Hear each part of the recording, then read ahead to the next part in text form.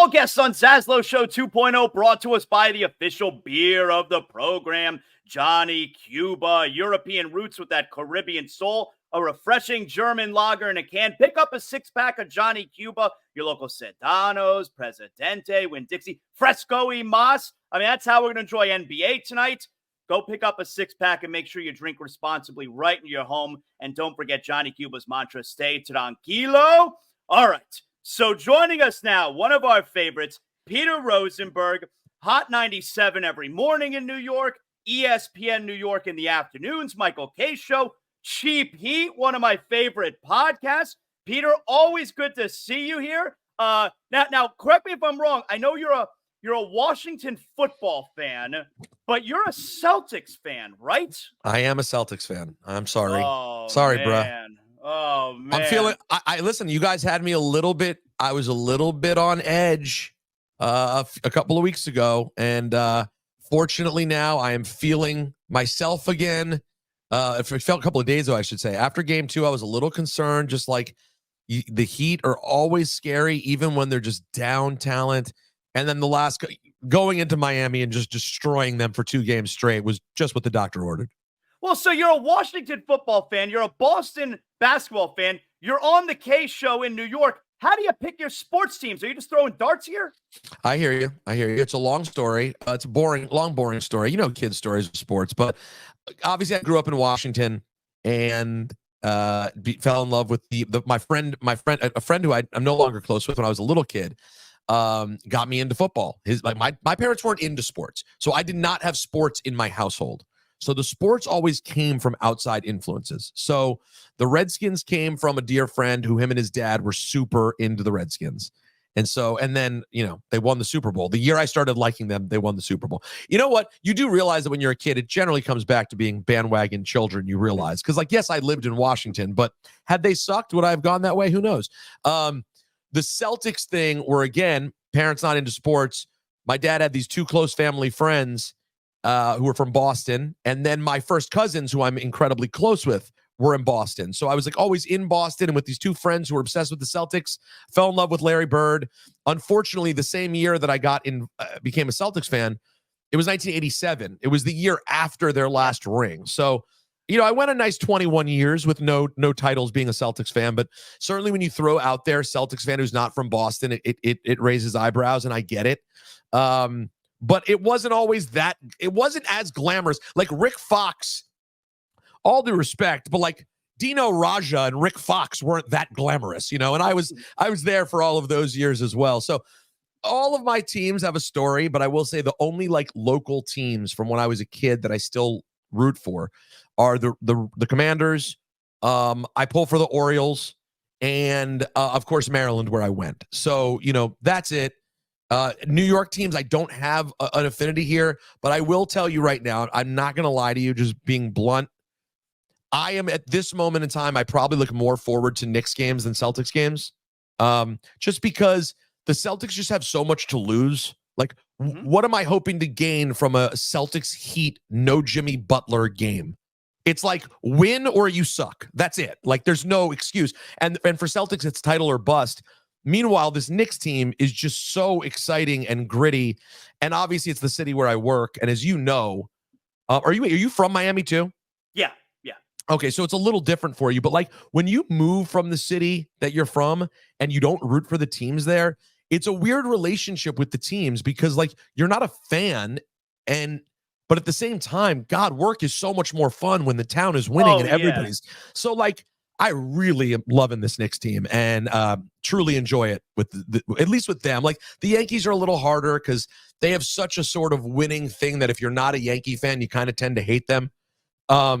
And I'm on the Yankees network every day. The Yankees treat me great. I if I want to go to a Yankee game, I get treated lovely. Like they're awesome.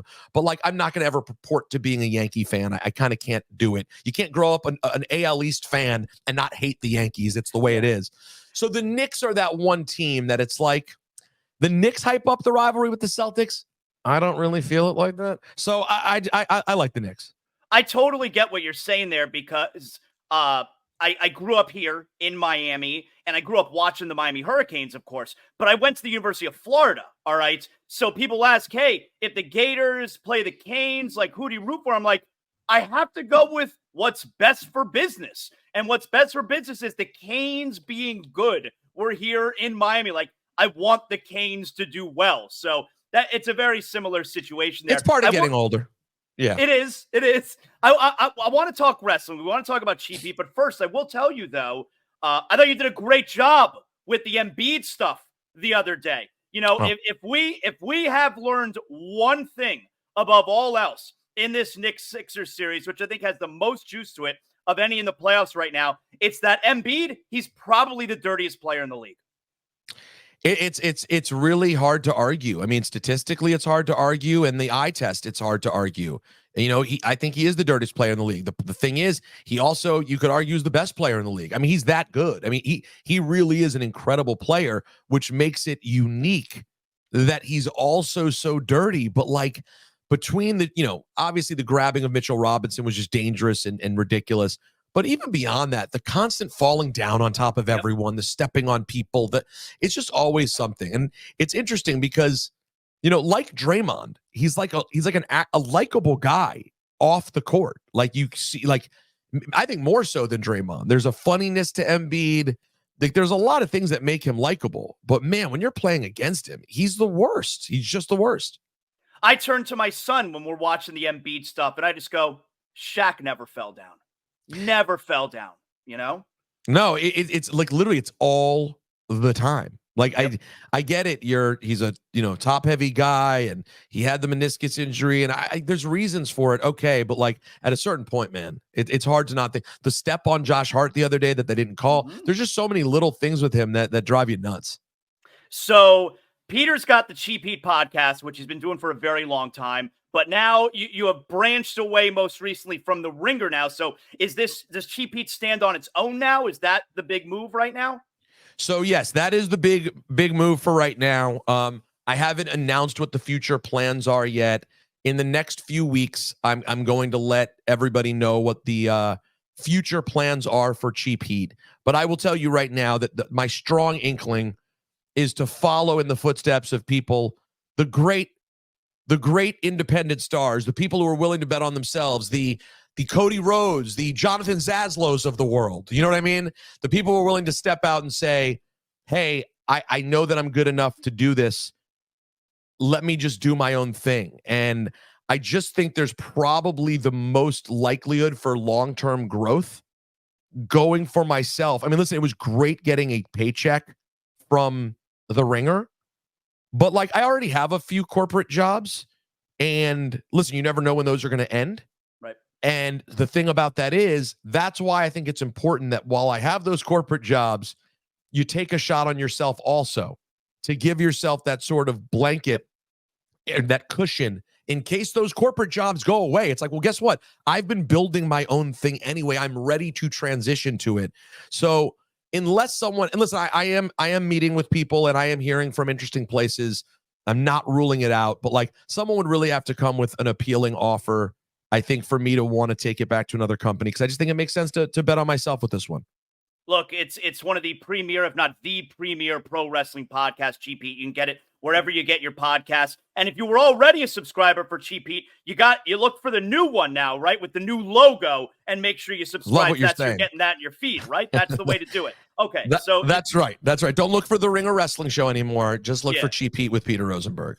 I had so I'm going to bring this up for my audience here, Peter. I had such a great experience listening to the first episode, a couple weeks ago, of this new version of Cheap Heat, where you were doing a watch along, all right, which is a great idea. You were doing a watch along for a very, very old episode of Saturday night's main event. And one of the great things that connects pro wrestling fans is the shared experiences and the little things about being a pro wrestling fan, especially when you're a child, that you find out you have in common with someone else. Like when we were kids, if you found out someone else loved pro wrestling, oh my God, you guys just became best friends. So when I'm listening to your watch along a couple weeks ago of this very old Saturday night's main event, and to hear that you used to experience Saturday night's main event the exact same way that I did, where you would get the TV guide in the mail at the ZASLOW House. I'm 7 or 8 years old, late 80s, I'd get the TV guide in the mail,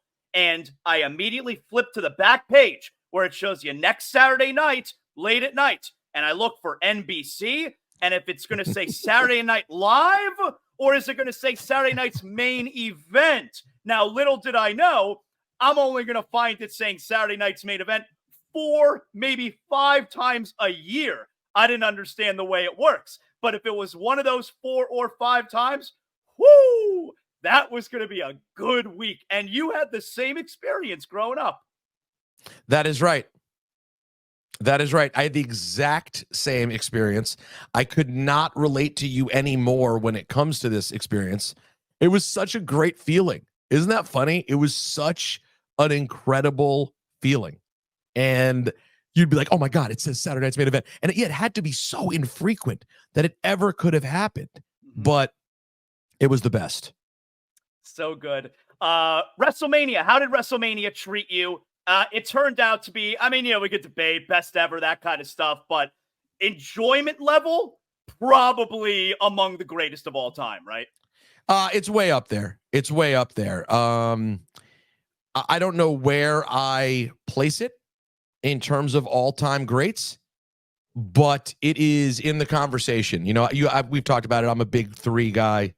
I'm a big 18 guy. I'm a big 19 guy. I think 10 was pretty awesome. I enjoyed 24. Like there are a lot of different ones I loved, but this one, just from a sheer joy factor, what it did on Saturday night and Sunday night. Saturday night, I love that the main event was like this weird, almost meandering at time marathon main event. Yeah. Like they really, I mean, what was it? 45 minutes, 50 minutes? 45 minutes. Yeah. Yeah. Like that's just such a fun thing to do. And it's the first night. And then the next night you get a slightly tighter, but ridiculous, just awesome moment with everybody on earth. So, it's up there, man. It's up there. That main event is up there. It's one of the reasons I was so excited to talk to Cody.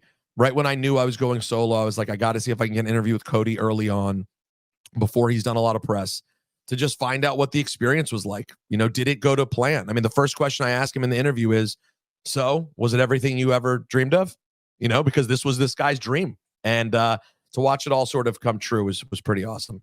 So the most recent episode, which I believe dropped today, of Cheap Heat, like Peter mentions there, Cody Rhodes, the WWE champion, stops by Cheap Heat with Peter Rosenberg. He seems to be the real deal. Like everything he portrays himself as, he seems to be that guy, right? I have never seen a moment when he's not the guy. So I mean, if there's another, I allude to that in the interview with him too. Like, if there's a time when he's not that, I've never seen it. Like it would be if people were pretty surprised to find out. Remember when everyone found out that Ellen DeGeneres was seemingly a monster? Yes. No, we don't know if it's true, but there were a lot of stories about it, and that at least there were some things that were true. That's how it seemed. If God forbid that were to happen about Cody Rhodes, it would be 1,000 times more shocking to me than Ellen. He's just the man. And like, listen, I don't think that means he's a perfect person. He talked about it in the interview. He's petty. He's had moments that weren't perfect. I think there were times on his way out the door at AEW where it was not great. And I actually started to doubt if it would ever translate. Like when everyone's like, oh, he's going to come to WWE. I was like, so what? He's coming to WWE. He's not, he wasn't killing it right now. Yeah. I was wrong. He came to WWE, he had a totally different gear we didn't know he had. And he's been amazing. And to be this over, we have a really great conversation that I'm proud of about turning heel and the prospect of it. And unlike John Cena, all due respect, he does not run from it in the conversation. Okay. He I'll let you listen to it, but he basically says he'd be lying if he said he didn't think about it, right? And he has a funny line about how like people are like always being like, oh, they're going to start booing. And now there are people like celebrating themselves like, see, I told you they'd start booing. And he's like, are you really right? If it's been 2 years straight, you've been saying the same thing. Like, yeah, they're going to start booing. They are. He's not unaware that the boos are going to start. It's pro wrestling, and you're a perfectly white meat baby face wearing a suit with your beautiful wife and child and dog and wonderful and sweet and kind and hand the belt and this and the mom, dad. And there's so many things. The dad we all idolize. The boos are going to come. I think the difference, all due respect, I think that one of the differences between the legacy eventually of Cena and Cody is, I think Cody will be willing to take the risk to do it. You know, even though he wants to be, I don't want to give away all the gems, but he has very lofty goals that he says in our interview of what he wants to be when his career is over.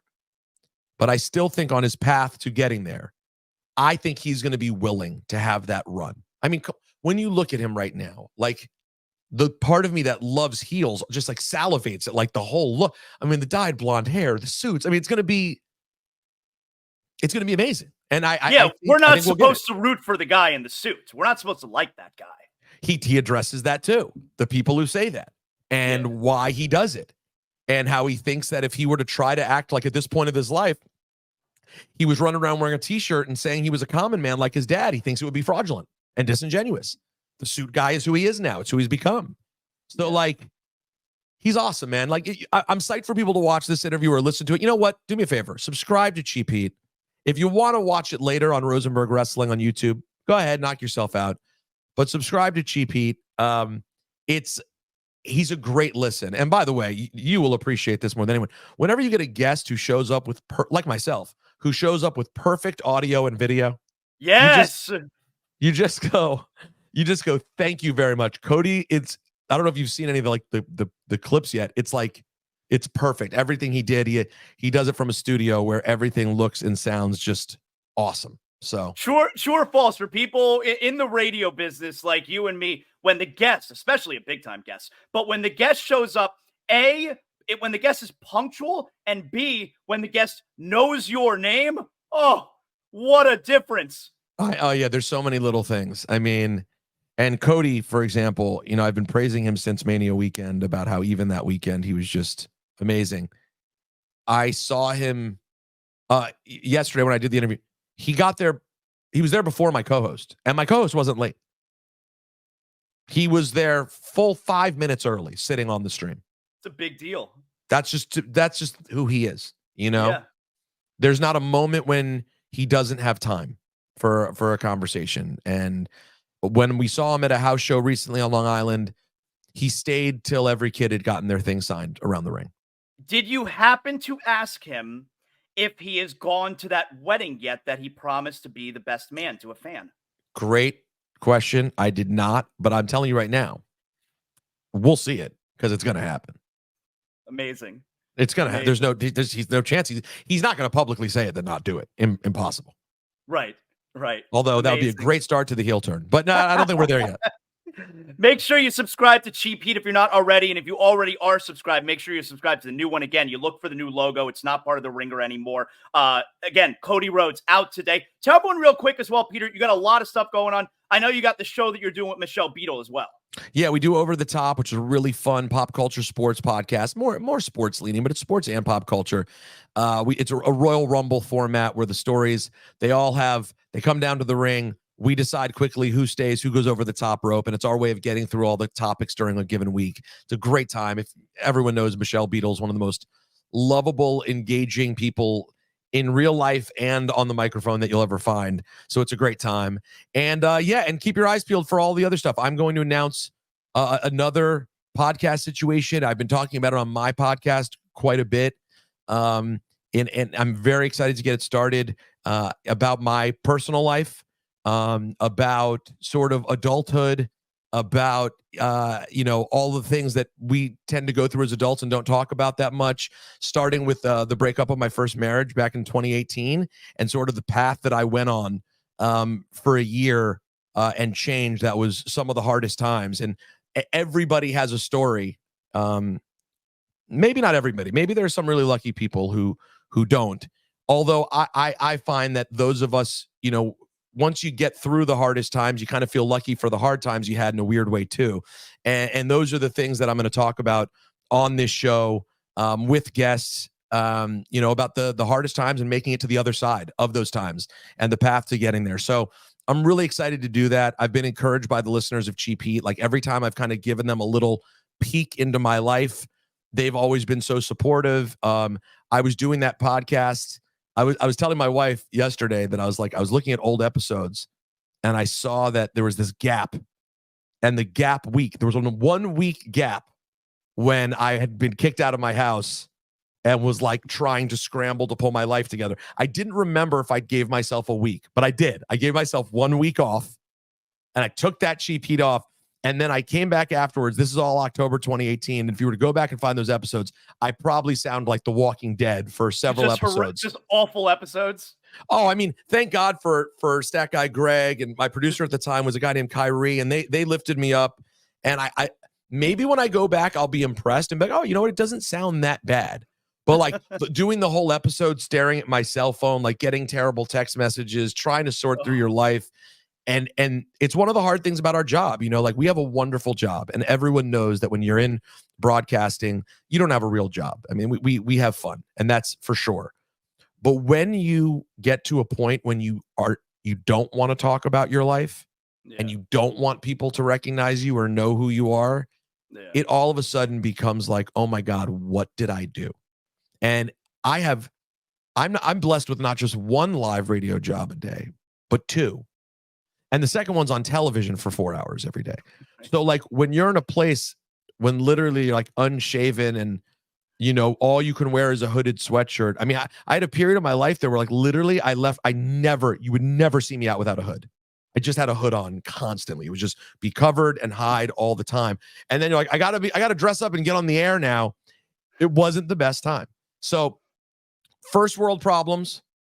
But we always have a tendency to say that, and guess what? First world problems are fucking problems. Yeah. And they hurt all the same. So I haven't announced it yet, but I will be. If you follow me on social media, you'll see when I do announce it at Rosenberg Radio. But that's sort of my next project that I'm super excited about.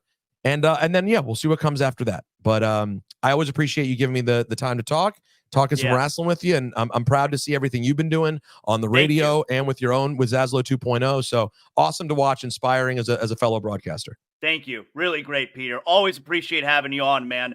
And looking forward to everything you just mentioned that's coming out. I'm sure it's going to be awesome. Keep up the great work, dude. Thanks, dude. Talk soon.